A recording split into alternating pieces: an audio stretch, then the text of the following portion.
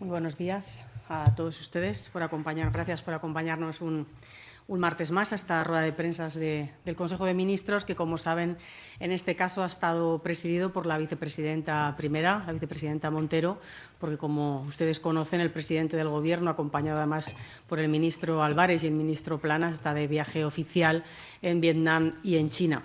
Un viaje, además, de especial trascendencia y también oportuno para nuestro país, con el objetivo fundamental de seguir avanzando en ese relanzamiento comercial de nuestros productos, de diversificar mercados y de también, por supuesto, fortalecer las relaciones económicas, políticas y culturales con estos dos países. Ustedes han escuchado estos días al propio presidente del Gobierno explicando que es necesario que fortalezcamos nuestra autonomía estratégica, y esto, lógicamente, pasa precisamente por diversificar nuestras relaciones comerciales. Además, en este mismo camino, como ustedes también conocen, esta misma mañana hemos aprobado ya ese Real Decreto de medidas urgentes de respuesta a la amenaza arancelaria y de relanzamiento comercial, y que, lógicamente, les explicará con mayor detalle el ministro Cuerpo.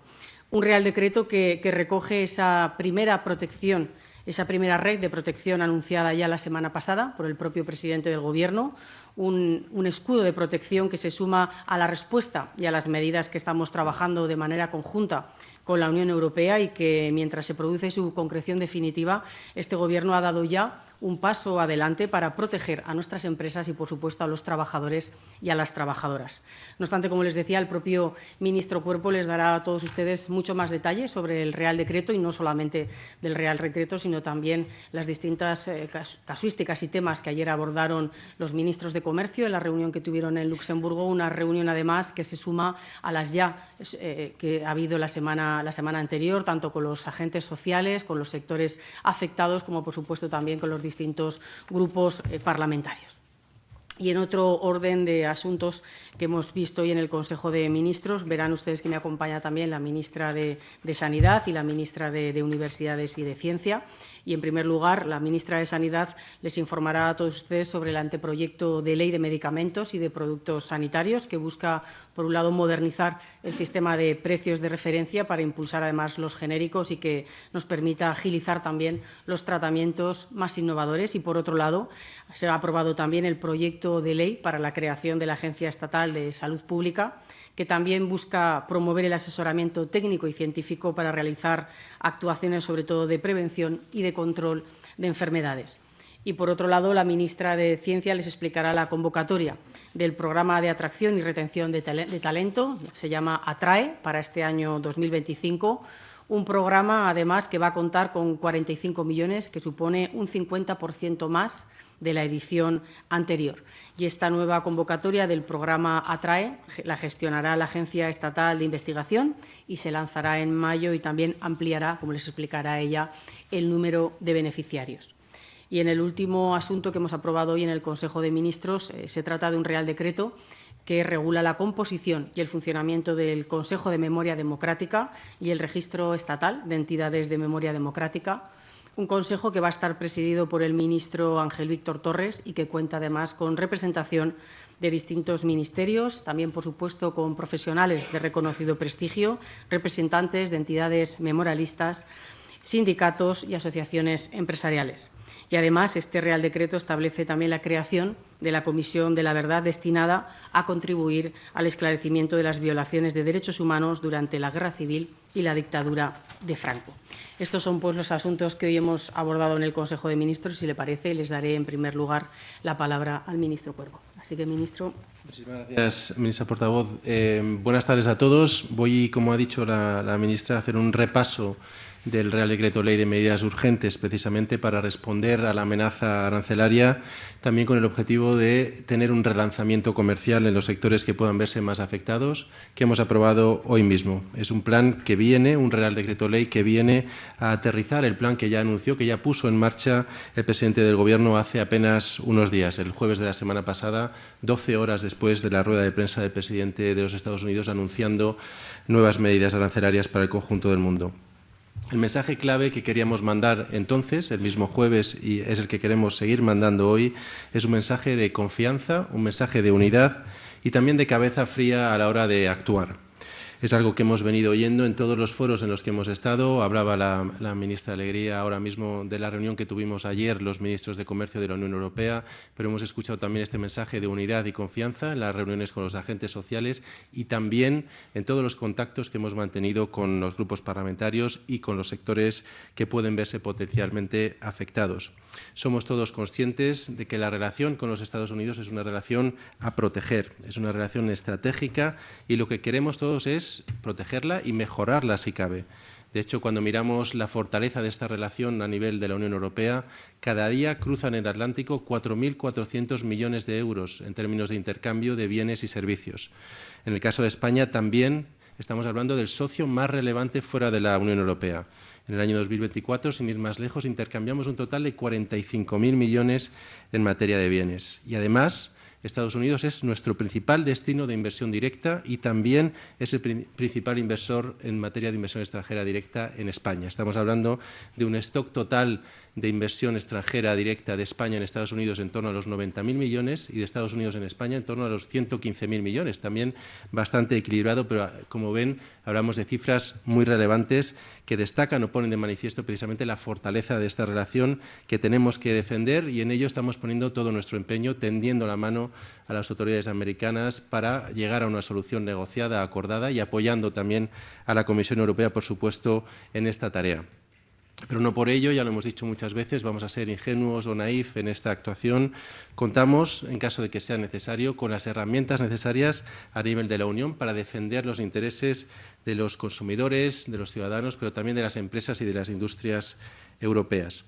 Estamos, desde luego, y aquí podemos pasar ya a la primera diapositiva de esta presentación, ante unos aranceles que se han impuesto por parte de la Administración americana que consideramos a todas luces medidas injustificadas y además arbitrarias. Estos aranceles generalizados que se han puesto para el conjunto de la economía mundial. En el caso de la Unión Europea, como pueden ver en esta diapositiva, donde se observa los aranceles que tienen producto a producto en cada uno de los productos existentes en nuestra relación comercial, los que tiene la Unión Europea frente a Estados Unidos y los que ha impuesto ahora mismo Estados Unidos frente a la Unión Europea, que es un arancel generalizado del 20% con algún pico específico en el 25%, por ejemplo, en materia de acero, aluminio o también es el caso de los automóviles. Hay algunas excepciones, como pueden ver, con productos donde todavía no se han anunciado medidas arancelarias, como por ejemplo productos farmacéuticos, madera, cobre o semiconductores.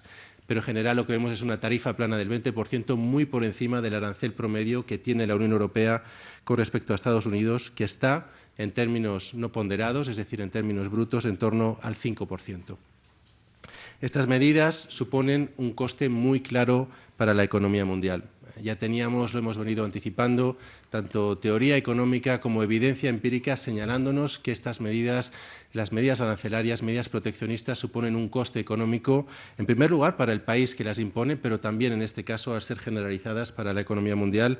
Y lo hemos visto en la reacción de los mercados, que esta es la interpretación que están haciendo ahora mismo todos ellos. De hecho, desde analistas prestigiosos como Krugman, Blanchard, Summers o también un economista español especializado precisamente en comercio internacional como Paul Antras, el mensaje que nos llega es muy claro, es que estamos ante el mayor shock en materia comercial de la historia o por lo menos de los últimos 100 años. Y esto, de nuevo, se traslada rápidamente a esta reacción de los mercados, una reacción que anticipa este efecto negativo. De hecho, vemos en el gráfico cómo en apenas un mes ha caído un 20% el principal índice de bolsa de Estados Unidos. Esto confirma, a nuestro juicio, por lo tanto, lo errado del planteamiento de entrar en medidas de conflicto comercial, en medidas proteccionistas e ir, por lo tanto, a un mundo más fragmentado, más empobrecido, que es el mundo en el que estamos hoy día después de las medidas que puso sobre la mesa la Administración norteamericana.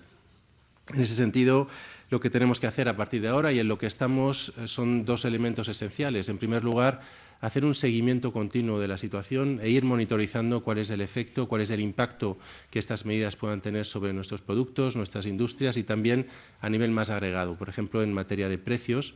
Pero, en segundo lugar, el mensaje es muy claro, es un mensaje de reacción, un mensaje de acción para trasladar precisamente ese elemento de confianza a aquellos sectores que puedan verse particularmente afectados. Por eso reaccionamos de manera rápida, siendo el primer país que ponía ya sobre la mesa, como decía, el mismo jueves por la mañana, un primer plan de reacción, un primer plan inmediato de refuerzo de red de protección para los sectores y empresas y trabajadores más afectados. Esta red de seguridad, además, es coherente también con los esfuerzos que estamos haciendo a nivel europeo para coordinar, para tener una respuesta unitaria dentro de la Unión Europea en materia de instrumentos comerciales, pero también de instrumentos de apoyo. Aquí, simplemente destacar, antes de entrar en el propio plan, que en el detalle de las medidas del plan, que como pueden ver el plan se estructura en torno a dos ejes principales. Decía, esta red de seguridad a corto plazo, que lo que quiere es dar certidumbre a empresas y trabajadores para apoyarles en caso de, por ejemplo, algún problema pasajero o coyuntural de liquidez o de reducción de pedidos que pudiera afectar a su circulante. Y también, además, ponemos en marcha un elemento adicional, una visión de medio plazo de reconversión, internacionalización de nuestras empresas, que es coherente con toda la estrategia de autonomía abierta, autonomía estratégica abierta que hablaba la propia y de seguridad económica que comentaba la propia ministra portavoz. Lo que queremos es fomentar con esta visión de medio plazo la internacionalización, el alcance a nuevos mercados de nuestras empresas para que puedan aumentar su resistencia ante este shock arancelario y ante un cierre de los mercados norteamericanos. Este plan, como decía, es muy complementario a la reacción que se está teniendo y que estamos empujando también y promoviendo desde España a nivel de la Unión Europea. Dos elementos que formaron parte de la discusión ayer en el marco del Consejo de Ministros de Comercio. Uno de ellos es la necesidad de ampliar nuestra red de socios comerciales estratégicos y salió, como todos pueden imaginar, de manera prominente la importancia de ratificar el acuerdo con Mercosur como un eje estratégico para poder precisamente disminuir el impacto del cierre del mercado norteamericano gracias precisamente a la diversificación de nuestras exportaciones. Y también un mensaje importante de la reunión de ayer hacia adentro, la importancia de reforzar esa red de apoyo que tiene que tener la Unión Europea para productores y empresarios que se vean reflejados precisamente en este mensaje que es importante. Y la Unión Europea es un paraguas que debe protegerles. Hemos propuesto desde España que con los potenciales ingresos que se recauden de los aranceles que se impondrían a los productos americanos como contramedida a las que ya ha impuesto la Administración americana, esa recaudación debería de servir precisamente para apoyar a los sectores afectados o potencialmente afectados y a las empresas, e incluyendo también potencialmente una red de apoyo a los trabajadores. En ese sentido, lo que vamos a hacer en las próximas semanas, puesto que esta medida tuvo una buena acogida por parte de nuestros socios y también de la Comisión, es intentar aterrizarlo en un plan concreto, en una herramienta concreta que nos permita precisamente dar este mensaje de apoyo desde la Unión Europea a los sectores y empresas afectados. Y ya entrando simplemente en un mínimo detalle del Real Decreto Ley que hemos aprobado hoy, como he dicho antes, este Real Decreto Ley activa las palancas financieras que ya anunció el presidente el jueves pasado.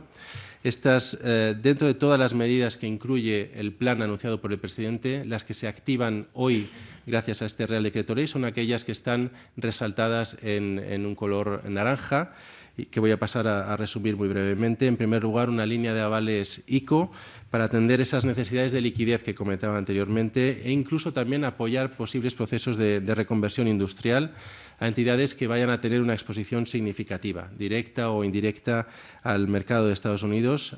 Ampliamos, por lo tanto, esa posibilidad a través de una línea de avales por valor de 5.000 millones, para que pueda fluir este crédito en las mejores condiciones posibles a través de las entidades financieras a nuestras empresas.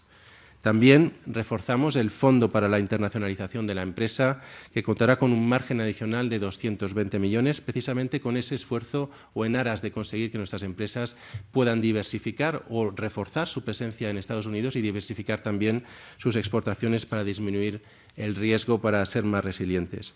En tercer lugar, otra partida importante también en este esfuerzo de internacionalización es la correspondiente a CESDE, el incremento del límite para que CESDE pueda operar, y este incremento del límite lo que supone es que vamos a poder tener 2.000 millones adicionales para cubrir con seguros al crédito a la exportación esta actividad internacional exportadora de nuestras empresas. Y termino ya simplemente destacando un elemento crucial de este plan y uno de los encargos principales del presidente del Gobierno, que es mantener su naturaleza abierta y dialogada con todos los agentes que tienen que estar involucrados, desde, como hicimos en un primer momento con el propio presidente del Gobierno, el diálogo social y los agentes sociales, pero también, por supuesto, los sectores y los grupos parlamentarios y los propios territorios, ¿no? Las comunidades autónomas que desde este mismo jueves, con esa conferencia, esa convocatoria inmediata de la conferencia sectorial, formarán parte también de este diálogo continuado que lo que hará es ir definiendo a medida que vayan sucediéndose los acontecimientos cómo debe redimensionarse, cómo debe ajustarse la respuesta que demos. Es decir, la idea es tener un verdadero plan nacional hecho entre todos, un plan de país que nos permita ir adaptando nuestra respuesta a la evolución de una situación que, como he dicho antes, es muy incierta y muy dinámica. Lo que quiero es, y ya para cerrar, agradecer la acogida tan positiva y la disposición por parte de todos los agentes involucrados en este diálogo, en estas negociaciones, porque estamos convencidos de que juntos es como conseguiremos reforzar nuestro tejido productivo y hacerlo más resiliente ante este shock. Muy bien, pues muchas gracias, ministra. Bueno, pues muchas gracias, ministra portavoz. Muchas gracias a todos y a todas. Hoy hemos aprobado en el Consejo de Ministros y Ministras la Ley del Medicamento. Para que se hagan una idea, la última vez que se hizo una reforma integral y estructural de la Ley del Medicamento fue en los años 90. Luego se han hecho textos refundidos en el año 2006 y 2015, pero teníamos una deuda con el medicamento desde hace muchísimos años. Esta reforma tiene tres objetivos que son fundamentales, que son modernizar el ecosistema de los medicamentos y adaptarlos al siglo XXI, incorporar todas aquellas lecciones que nos dejó la pandemia en lo que a autonomía estratégica y reservas estratégicas se refiere y mirar al futuro no solamente de las necesidades de los pacientes, sino también asegurando la sostenibilidad propia de nuestro sistema sanitario.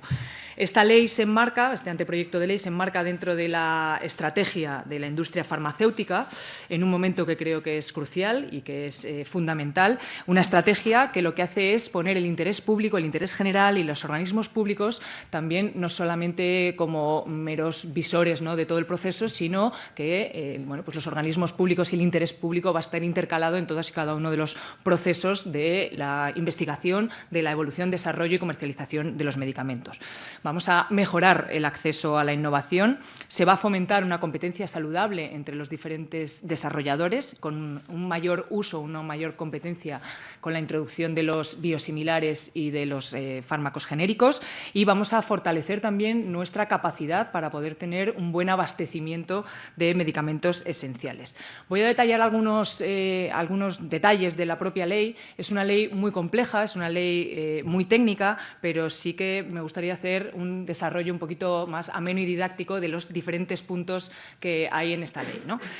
Los fármacos se empiezan investigando y en esta ley lo que hacemos es adaptar también en esa investigación en los ensayos clínicos la regulación europea que tenemos que adaptar y obligar a la transparencia en ciertos aspectos dentro de los ensayos clínicos.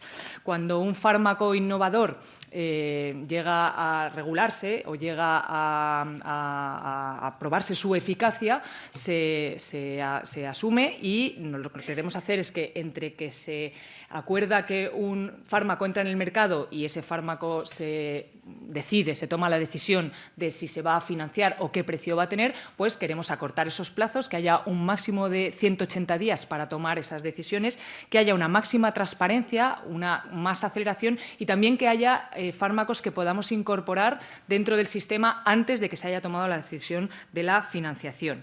Queremos también que cuando un fármaco acaba de tener esa protección regulatoria y entra en el mercado a competir con otros fármacos, hemos incorporado un sistema de referencia, de precios de referencia, porque el sistema que tenemos ahora es un sistema demasiado rígido que impide que haya una competencia real entre los diferentes medicamentos innovadores, genéricos y biosimilares. Queremos que la competencia sea más fluida y lo que hacemos es un sistema más flexible en el que hay una agrupación homogénea de los fármacos y en esa agrupación se hace un marco de sistema de precios de referencia de diferentes fármacos, de tal manera que si muchos fármacos y también la última decisión de cuál es el fármaco que se toma. Por ejemplo, puedo poner el ejemplo del paracetamol, cuál es el paracetamol que puedes tomar o que puede elegir el propio paciente, lo elige en función de ese marco de referencia y lo que se salga de ese marco de referencia de precios lo puede pagar el propio paciente.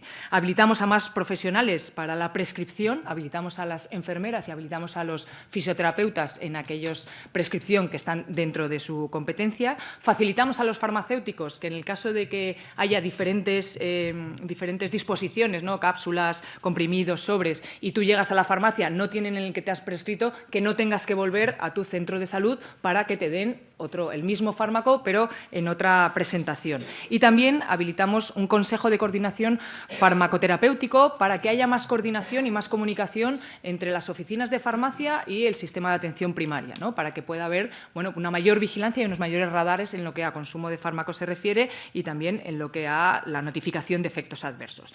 Y ya sobre la autonomía estratégica, los problemas de suministro, reforzamos la interlocución entre los laboratorios y la Agencia Estatal, la Agencia Española de Medicamentos, para detectar los posibles riesgos que haya de falta de suministro. Y en este sentido, los laboratorios están obligados a contar cuáles son sus planes de prevención en caso de que haya problemas de suministro. También mejoramos los canales de comunicación en caso de que haya una emergencia de salud pública y cuando haya una alerta que afecte a la disponibilidad de los medicamentos, se agilizará la respuesta para asegurar el acceso. También vamos a reforzar el acceso a la compra conjunta de los medicamentos, tanto con las comunidades autónomas como a nivel europeo, lo cual va a aumentar nuestra capacidad de compra y asegurar el abastecimiento. Y, por último, hacemos hincapié no solamente en el acceso de los pacientes a los medicamentos, sino también la sostenibilidad del sistema, por supuesto, la sostenibilidad económica del sistema, pero también la sostenibilidad medioambiental, e incorporamos criterios medioambientales.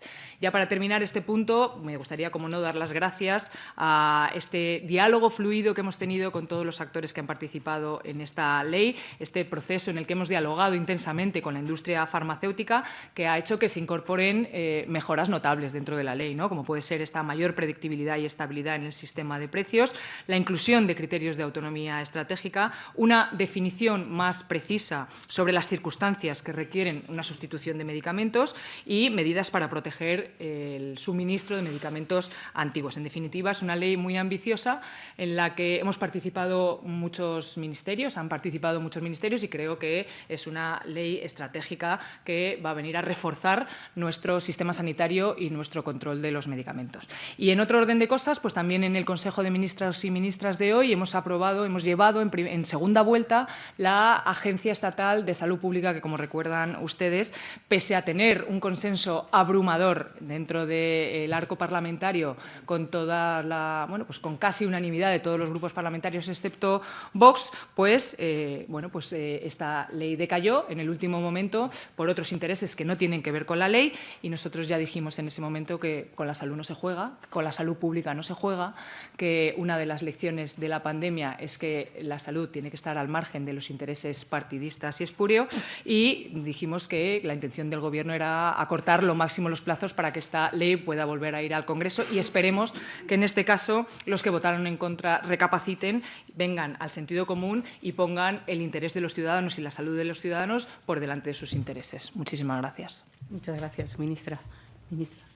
Muchas gracias. Buenos días. Yo vengo a informar de dos convocatorias muy estratégicas en materia de investigación que hemos aprobado esta mañana en Consejo de Ministros. Vivimos un momento crucial para fortalecer el futuro democrático y la sociedad del bienestar. Hoy se dirimen en el mundo dos caminos opuestos, o bien el negacionismo de la ciencia y el negacionismo de la propia prosperidad o la democracia apoyadas precisamente en la evidencia científica. En el Gobierno de España, ustedes lo saben, hemos realizado y seguimos haciéndolo una apuesta sin precedentes por la investigación y la innovación en nuestro país, por nuestras universidades públicas, por nuestros organismos de investigación, por la colaboración público-privada, que ha contribuido a nuestra autonomía tecnológica, energética, al crecimiento económico, al crecimiento de la productividad de nuestro país, a fortalecer el mercado laboral con mejores empleos, empleos mejor pagados, con mejores salarios y el incremento de puestos de trabajo en profesiones de alto valor añadido. pues hoy venimos con 2 nuevas convocatorias para contribuir y seguir en esta senda. La primera es que en esta mañana hemos aprobado la tercera convocatoria del programa ATRAE, un programa que se inició en el año 2023 para captar, atraer o bien nuevos científicos o retornar a científicos de nuestro país, líderes internacionales en investigación, para que se desarrollen en España sus proyectos y sus grupos de investigación, además con un compromiso redoblado en ambición. Si la primera convocatoria fue de 25 millones y la segunda fue de 30, esta está dotada con 45 millones de euros, un aumento de 50% con respecto a la convocatoria del año pasado y con un foco muy especial en los investigadores que se encuentran en Estados Unidos y que están siendo despreciados por la actual Administración. Además, el compromiso es para 3 años, de manera que invertiremos al menos 135 millones de euros en este programa durante este y los 2 próximos años, que sumados a las 2 últimas convocatorias supondrá invertir en 5 años casi 200 millones de euros. Con esta financiación podremos atraer a España alrededor de 200 científicos líderes en diferentes áreas estratégicas, desde el cambio climático hasta la inteligencia artificial, las tecnologías espaciales, la gestión de recursos hídricos, la física o las matemáticas.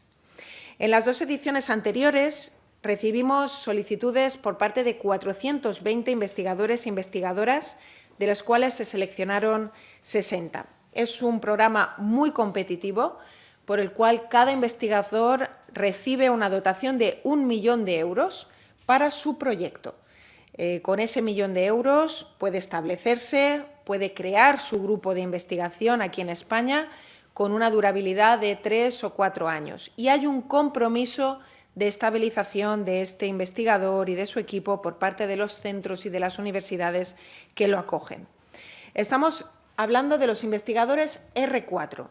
Son líderes de grupos de investigación con descubrimientos de alto impacto en sus áreas, que han desarrollado su actividad postdoctoral en el extranjero al menos 5 de los últimos 6 años. Nuestro compromiso era o bien de atraer o bien de retornar. Pero hablamos de los investigadores que se encuentran dentro del 10% de mayor excelencia a nivel global en su área de especialización.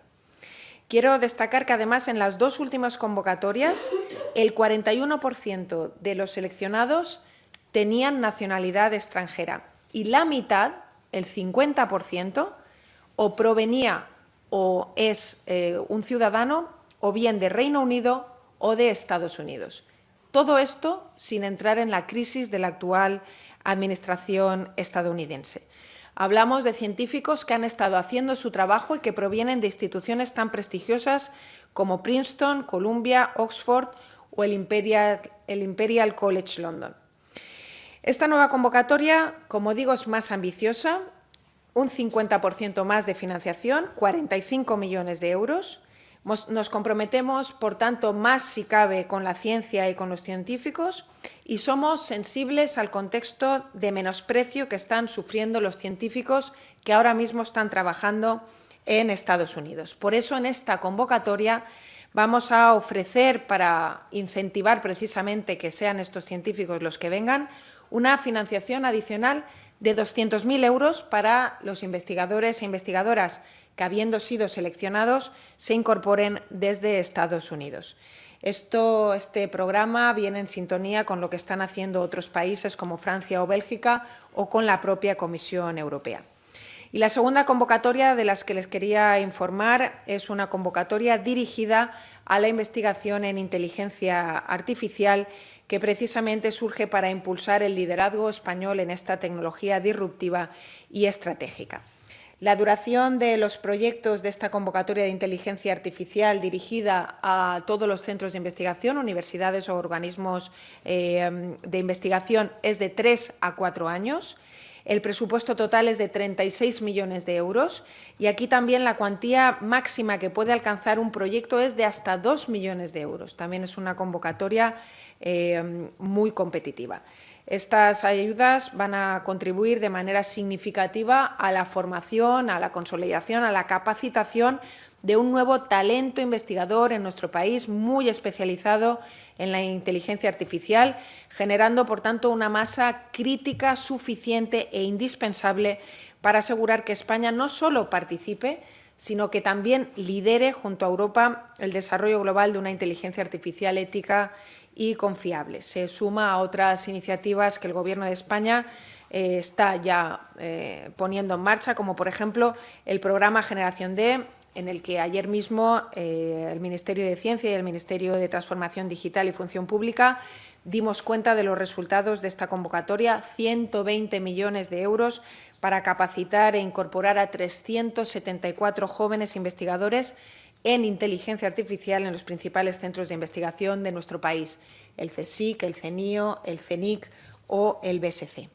Así que, señoras y señores, con estas dos convocatorias, de nuevo contribuyendo a cambiar el paradigma, estamos construyendo un mejor país para la ciencia. Históricamente, ustedes lo saben, en la época de los recortes y con la receta neoliberal de la salida de la crisis financiera, nuestros mejores investigadores tuvieron que buscar sus oportunidades fuera de nuestro país. A día de hoy no solo somos un mejor país para la ciencia para aquellos investigadores que actualmente residen en nuestro país que ya no se tienen que ir, sino que también lo somos para los investigadores de élite que buscan en nuestro país el ecosistema científico productivo que tiene nuestro país, pero también una sociedad avanzada y democrática en la que vivir. Tuve hace pocos días el placer de estar reunido con esos 58 investigadores e investigadoras que ya han llegado a nuestro país y los testimonios eran realmente emocionantes. Una investigadora estadounidense dijo que, aparte de que la convocatoria era muy competitiva, había escogido nuestro país por el enorme talento que hay, pero sobre todo porque quiere criar a sus hijas en un país democrático como es España. Creo que nos estamos convirtiendo también en un país más atractivo por nuestros valores democráticos. Muy bien, pues muchísimas gracias a los tres. Empezamos ahora, por favor, con las preguntas.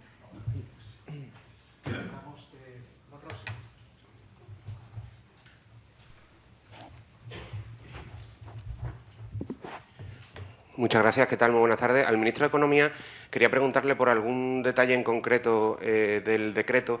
Ha contado el Partido Popular que en las últimas horas han continuado las conversaciones con usted en torno al contenido de ese decreto. Ha dicho que ese decreto hoy finalmente ha incorporado algunas medidas propuestas por el Partido Popular. Quería saber si nos podía especificar cuáles. Y a pesar de eso, dicen que lo ven insuficiente.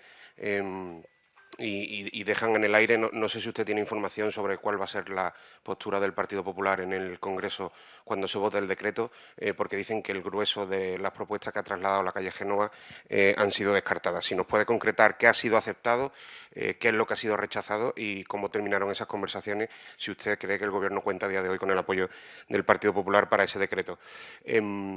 A la ministra portavoz quería preguntarle, porque hemos tenido conocimiento de que el Consejo de Ministros ha aprobado hoy un ajuste presupuestario de 2.000 millones de euros para destinar en defensa. Quería, por una parte, que nos lo confirmara, saber a qué va destinado ese dinero, si forma parte de un plan que ya estaba contemplado o forma parte de los compromisos nuevos que hemos adquirido con la OTAN y en este marco de aumento del gasto en defensa. Y a la ministra de Sanidad, no sé si tanto como ministra de Sanidad, sino como ministra de Sumar, quería preguntarle si lo que ha hecho Sumar en ese Consejo de Ministros es presentar una observación, una queja, y si ese es el plan de aquí en adelante también, porque no sé si nos puede confirmar también la portavoz la cifra, son ya 10.000 millones de euros de ajuste presupuestario los que se han hecho para aumentar el gasto en defensa. Muchas gracias. Si quieres. Bueno, como ya saben, o como contará la ministra portavoz, como saben, son compromisos adquiridos en defensa antiguas, antiguos. También, como saben, dentro del Gobierno de coalición tenemos nuestras discrepancias sanas y, efectivamente, hemos presentado, tanto en su momento como ahora, observaciones, pero sí que compartimos, creo que algo que es esencial, que hemos dicho desde este Gobierno desde el principio, es que necesitamos una autonomía estratégica que vaya más allá del gasto militar y que hablemos de autonomía energética, transición ecológica, que hablemos de autonomía industrial, de lo cual incluye también, en mi parte, la parte que me toca como ministra de Sanidad, también autonomía estratégica y el concepto de defensa más amplia en materia también de protección contra las amenazas que tienen que ver con la salud, ¿no? Y tienen que ver con la autonomía estratégica en medicamentos y productos sanitarios, vacunas, etcétera, etcétera. Sí, por mi parte, yo creo que hay un mensaje muy claro por parte del Gobierno en estos últimos días. Es el mensaje de voluntad de dialogar y voluntad de llegar a una solución o a una respuesta conjunta, a una respuesta de país.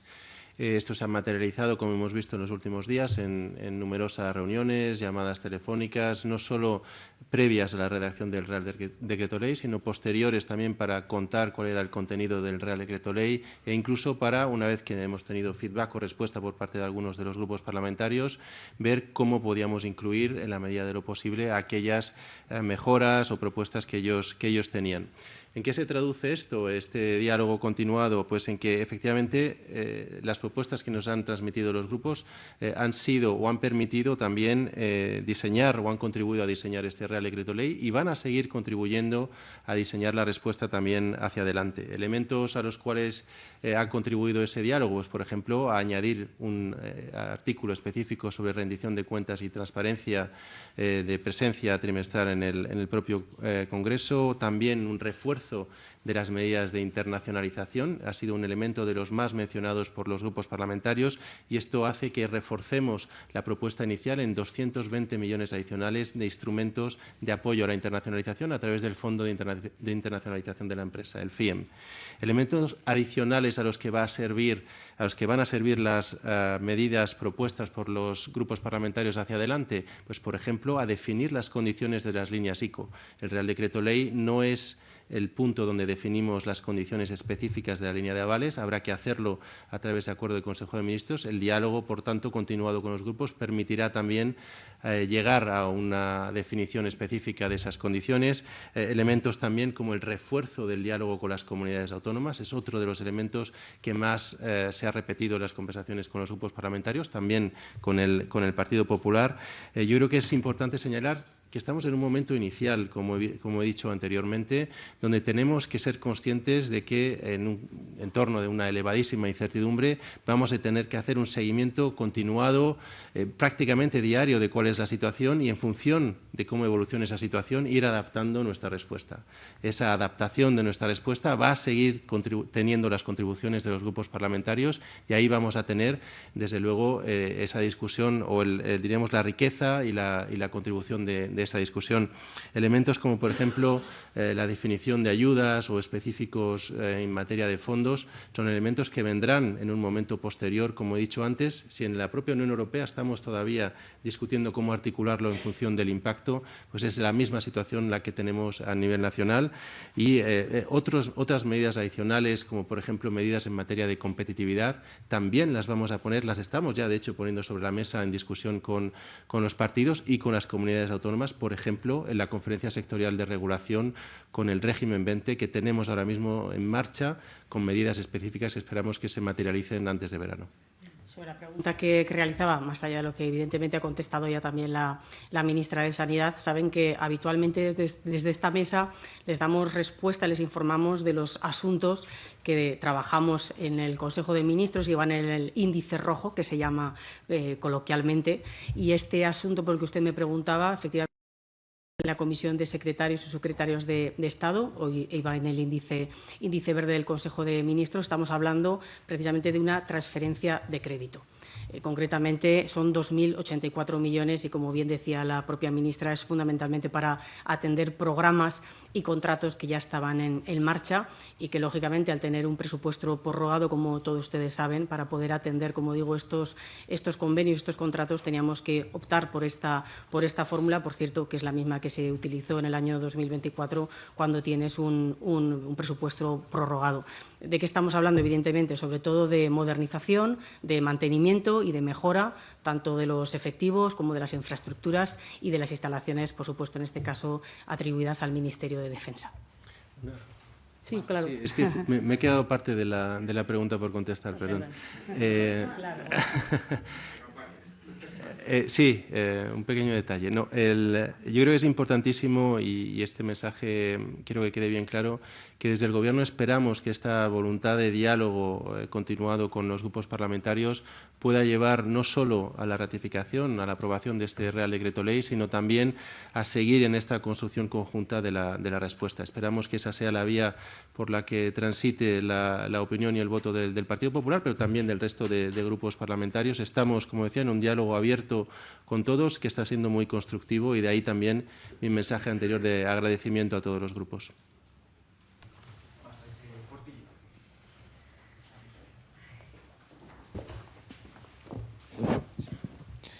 Hola, buenos días. Muchas gracias. Juan de Portillo, de Expansión. Yo quería preguntarle en primer lugar al ministro Cuerpo por los aranceles de Estados Unidos. Me gustaría saber si tienen un cálculo desde Economía de cuál va a ser el impacto concreto sobre España de esa oleada de aranceles en términos de PIB, en términos de empleo y en términos de exportaciones españolas a Estados Unidos, y en qué medida consideran que el plan desplegado puede ayudar a mitigar o neutralizar el impacto negativo de los aranceles de Donald Trump. Y más allá, quería saber si en el caso de las medidas específicas que el PP ha puesto sobre la mesa y que de momento no han adoptado, como pueden ser rebajas de cotizaciones o rebajas fiscales, si están abiertos a explorar esa vía y si consideran que pueden llegar a ser necesarias para paliar la situación. Y quería preguntarles también por el ámbito del traspaso de fondos a defensa. Quedó pendiente la pregunta del compañero de cuál ha sido la cuantía total de créditos redirigidos en lo que va de año al ámbito de la defensa, y más allá, saber cuál es el cálculo actualizado que tienen del peso de la inversión del gasto de defensa de España sobre PIB, habida cuenta los compromisos que tenemos, y si tienen ya un calendario de cuándo llegaríamos a ese 2% previsto. Y finalmente, en esa misma línea, si les preocupa que después de la retirada de la propuesta del PSOE de crear el Fondo Fores de inversión en defensa de 1.000 millones por falta de apoyos parlamentarios, si les preocupa que esto pueda complicar cumplir con los compromisos adquiridos con la OTAN, y si se abren a abrir una vía de negociación directa con el PP, como han hecho con este Real Decreto, para tratar de buscar ahí los apoyos necesarios. Gracias. Sí, muchas gracias. Con respecto al impacto, en primer lugar, yo creo que es prematuro tener un impacto ahora mismo o intentar estimar un impacto, como decía antes, dada la enorme incertidumbre en la que nos estamos moviendo. Faltan muchas incógnitas todavía por solucionar. ¿Durante cuánto tiempo estarán estos aranceles? ¿Cuál será la reacción del resto del mundo? Hay que valorar esos canales directos, es decir, la exposición directa de cada una de las economías, donde la exposición directa de España frente a otros socios europeos es menor, es relativamente o comparativamente más baja, pero también hay canales indirectos, es decir, el efecto que tengan estas medidas en países como Alemania, también en segunda línea o con efectos de segunda ronda, acabará teniendo un impacto sobre nuestras empresas. Pensemos, sin ir más lejos, en la industria del automóvil o de los componentes, ¿no?, que tiene, como decía, una conexión directa con los vehículos alemanes, que son los que acaban siendo exportados a Estados Unidos, y por lo tanto esa afectación, ese canal indirecto, es también importante a la hora de chequear y tener una evaluación completa del impacto, y elementos adicionales como pueden ser la afectación sectorial, aunque a nivel agregado, a corto plazo o a priori, los análisis que estamos viendo de Funcas, BBVA u otros analistas internacionales hablen de un impacto macroeconómico poco significativo, algunos están en torno al medio punto de PIB, algunas décimas.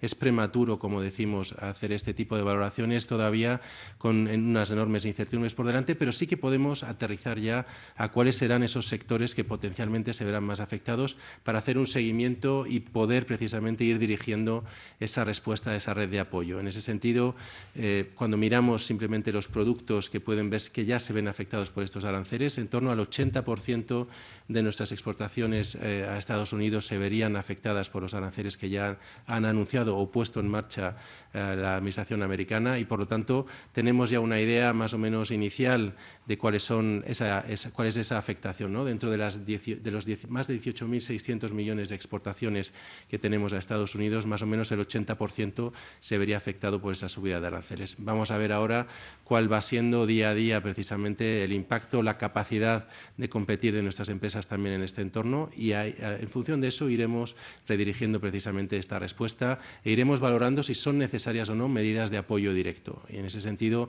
como decía antes, es prematuro entrar ahora a hacer una valoración o a poner sobre la mesa algún elemento adicional como un fondo de ayudas directo. Iremos viéndolo e iremos reaccionando, y de nuevo con un diálogo continuado con los grupos. Lo que tenemos ahora sobre la mesa, me preguntaba por la respuesta actual, es un despliegue completo de toda la red de la que disponemos en materia de instrumentos financieros. No queremos que se cuele nada en cuanto a impacto sobre empresas o sectores que pueda hacer que a corto plazo ellas tengan un problema de liquidez o de circulante y que por lo tanto puedan verse afectadas sin que hayamos reaccionado. Esta es la respuesta inicial, donde además ya tenemos esa visión de medio plazo para ayudarles a buscar soluciones alternativas. Aquí en los próximos días también presentaremos un plan específico de ICEX que ayudará a las empresas más afectadas. Estamos hablando que en torno a 500 empresas exportadoras a Estados Unidos representan más o menos 3/4 partes del total de las exportaciones. Tenemos, por lo tanto, un foco, un objetivo en el que concentrar la actuación, ese plan por parte de ICEX para ayudar a estas 500 empresas a salir adelante y, por lo tanto, proteger esas exportaciones españolas, proteger a nuestro tejido productivo. Por lo tanto, prudencia en cuanto a la estimación de impacto, una red lo más tupida posible para proteger a nuestras empresas y trabajadores. Tenemos también ahí la activación del mecanismo red que está disponible en caso de que sea necesaria. Vamos a seguir monitorizando y seguir actuando en consecuencia. Pensaba que le había respondido a su compañero y si no lo he hecho, discúlpeme. Estábamos hablando de 2.084 millones de euros, la transferencia de crédito, como digo, que se llevó en primer lugar a esa comisión de secretarios y subsecretarios. Y sobre la segunda pregunta que usted me realizaba, creo que la semana pasada ya hablamos sobre esta cuestión. Saben que cuando nosotros llegamos al Gobierno de España, el gasto que había en materia de defensa era del 0,9%. Con ese gasto de defensa se estableció también ese compromiso de llegar al 2% por parte, en este caso, de la Administración liderada por el expresidente Rajoy. ¿Y qué es lo que hemos hecho este Gobierno? Pues invertir año a año 10.000 millones de euros y hemos pasado de ese 0,9% al 1,2%. Es verdad que los datos del año 2024 aún no disponemos de ellos, pero ustedes conocen y saben perfectamente el debate, sobre todo que está establecido ahora mismo en la Unión Europea, de ver claramente cuáles son, digamos, las necesidades, ¿no?, que cada país miembro podemos necesitar en materia de seguridad para poder, lógicamente, establecer un calendario como usted me trasladaba, ¿no? Ahora bien, el compromiso de llegar a ese 2% sigue siendo un compromiso, lógicamente, claro y firme, y además, por supuesto, la voluntad de este Gobierno es cumplirlo lo antes posible.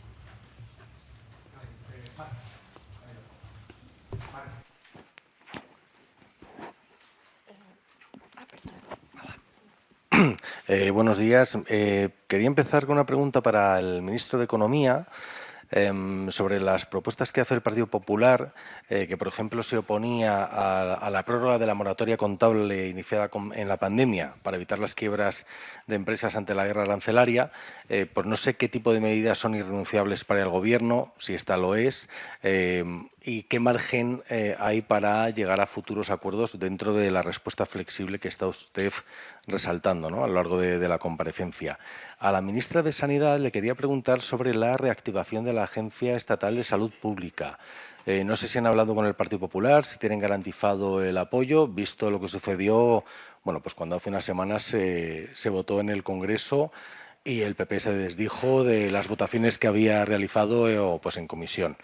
Y a la ministra de Ciencia y Universidades le quería preguntar precisamente por el encierro que se produjo ayer anoche en la Facultad de Matemáticas en la Universidad Complutense de unos 300 estudiantes, también había profesores, trabajadores de diversos campus, ante lo que denunciaban como asfixia por parte de la Comunidad de Madrid.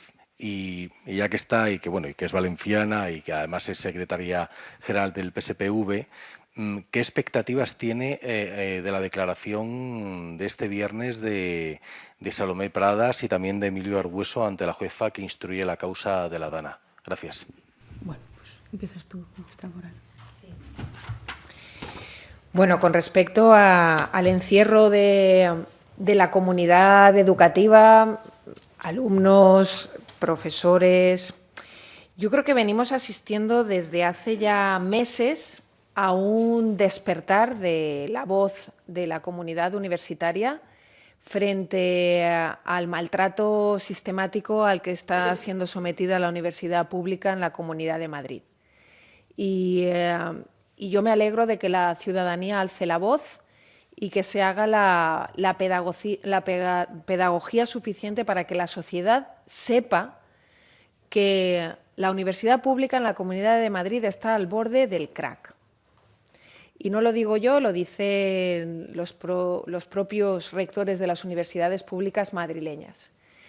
Yo quiero recordar que mientras el presidente del Gobierno la semana pasada anunciaba un aumento de la financiación de la única universidad pública que tiene el Gobierno del Estado, que es la UNED, de un 35%, las universidades madrileñas solo han conseguido un aumento de la financiación de un 4% por parte de la señora Ayuso, lo que han tachado de claramente insuficiente. En los años en los que gobierna el presidente Sánchez, las comunidades autónomas han recibido un 50% más de financiación a través de las transferencias, y eso no se ha traducido en un aumento de las transferencias de las comunidades autónomas a las universidades públicas, que son de su competencia. Es competencia de las comunidades autónomas la financiación suficiente para que las universidades hagan su trabajo. A día de hoy estamos en el máximo histórico de alumnos universitarios de nuestro país, en el máximo. Pero el 30% de los universitarios de nuestro país son universitarios en la universidad privada. Estamos hablando de ratios por encima de nuestros países vecinos, Francia, Italia, el doble, por ejemplo, que en Alemania. Y eso no es porque la ciudadanía esté eligiendo prioritariamente la universidad privada frente a la pública, porque los alumnos eligen prioritariamente la universidad pública, los propios profesores eligen la universidad pública para trabajar, pero no se están dando las plazas suficientes. Y ya que comparto mesa con la ministra de Sanidad, por ejemplo, el Gobierno de España ha financiado 1.500 plazas para estudiar medicina públicas en nuestro país. Porque a día de hoy, si querías estudiar medicina, o tienes un 13,5 o por la falta de oferta pública acabas abocado de manera obligatoria a cursar en la universidad privada. Por tanto, hay un plan oculto por parte de la señora Ayuso de privatización de la universidad pública, que está dejando de ser tan oculto, cada vez es más público, y creo que tenemos todos la responsabilidad, la sociedad y también el Gobierno de España, de luchar contra esa privatización, que la primera fase de la privatización es la infrafinanciación y el maltrato económico, la segunda, por tanto, es la precarización y el desprestigio del servicio público, y la tercera ya es la apertura de la puerta de la privatización. Y eso está ocurriendo a día de hoy en la Comunidad de Madrid. Y ustedes saben que la semana pasada aprobamos en Consejo de Ministros el trámite urgente para un nuevo Real Decreto que ponga nuevas medidas de calidad para exigir la calidad de toda aquella universidad que se cree en nuestro país. Por cierto, en los últimos 25 años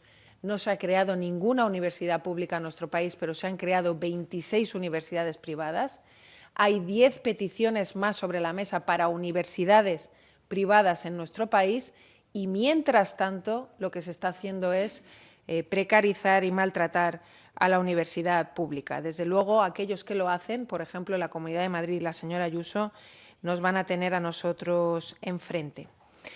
Y, por otra parte, mire, como valenciana, la situación que vivimos en la Comunidad Valenciana es inaceptable, es intolerable y es insoportable. Es inaceptable que el señor Mazón siga diciendo que no tenía por qué estar al frente de una emergencia que le ha costado la vida a 227 personas, cuando la competencia máxima en protección civil la tiene la Generalitat Valenciana y el presidente Mazón es su máximo responsable.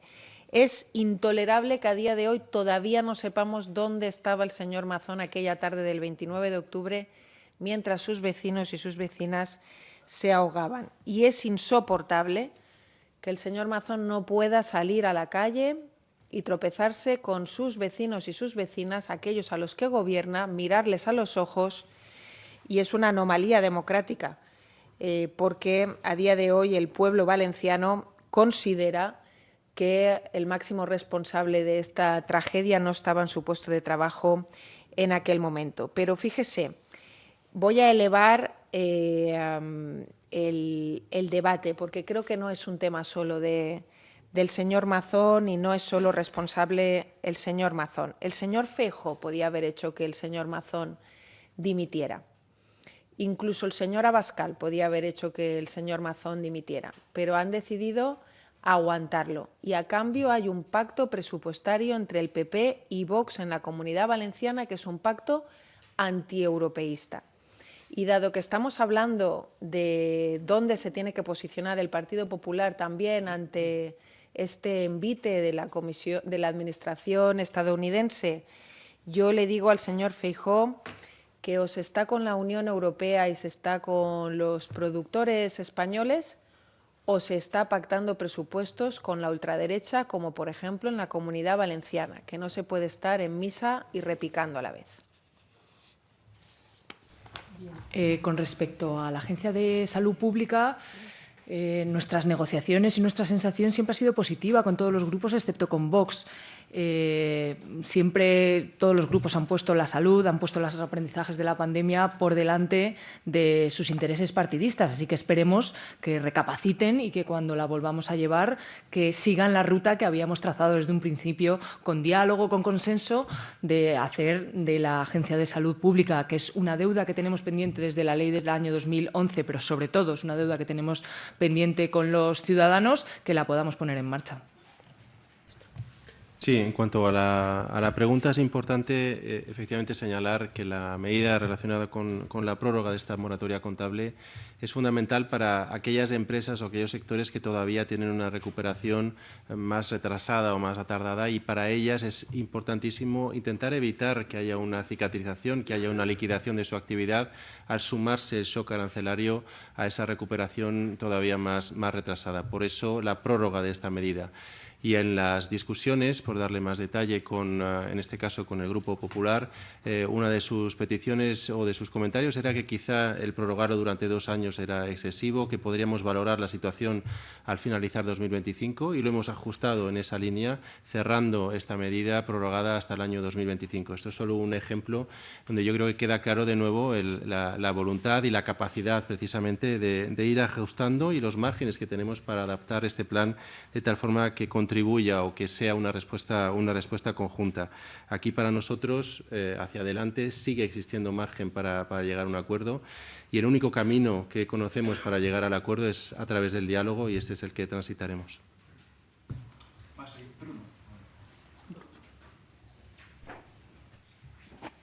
¿Qué tal? Buenos días. Yo voy a preguntar solo al ministro de Economía.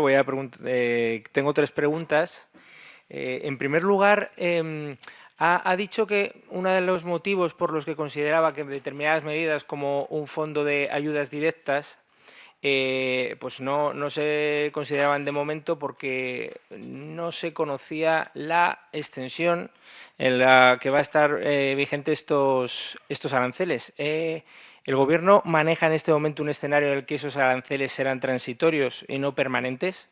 Esa es una de las preguntas. Me gustaría saber también respecto al perímetro de estas ayudas, si se limitarán a esas 500 empresas que ha dicho respecto al plan del ICEX, o será un perímetro más abierto sobre la base o sobre el bien entendido de que habrá, como ha comentado usted, efectos directos y probablemente también efectos indirectos. Y en relación al paquete de medidas aprobadas, se anunció la semana pasada, 14.000 millones, pero me gustaría saber en términos presupuestarios y de potencial endeudamiento público, cuál es su previsión respecto a este año de ese paquete de medidas. Muchas gracias.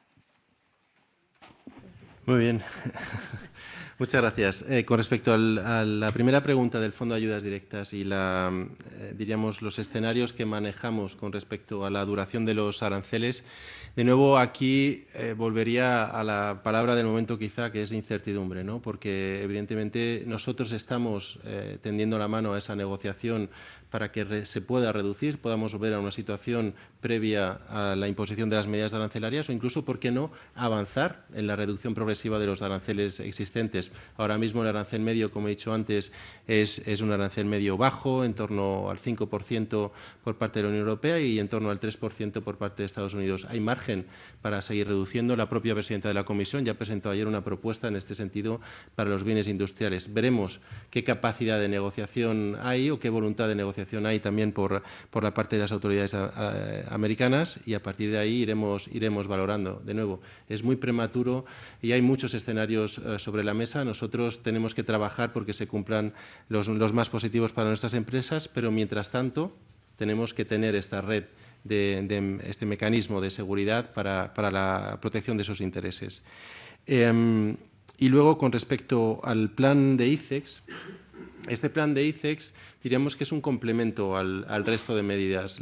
Todas las medidas están puestas sobre la mesa para cualquier empresa, no solo sector, cualquier empresa que pueda verse afectada. Como he dicho, hay varios canales que pueden afectar a las empresas a través de estas o como consecuencia de estas medidas arancelarias y de la incertidumbre también que está sobre la mesa ahora mismo. Vamos a responder a todas ellas, incluyendo, por supuesto, con la puesta en marcha de la línea de avales ICO. No va a haber una competencia en ese sentido y empezando por la línea ICO, si vemos que se va agotando esta línea ICO que está puesta con un límite superior muy elevado, pues por supuesto que iremos habilitando avales adicionales y lo mismo con respecto al plan ICEX. Hemos hecho una estimación inicial de lo que podría ser el universo de empresas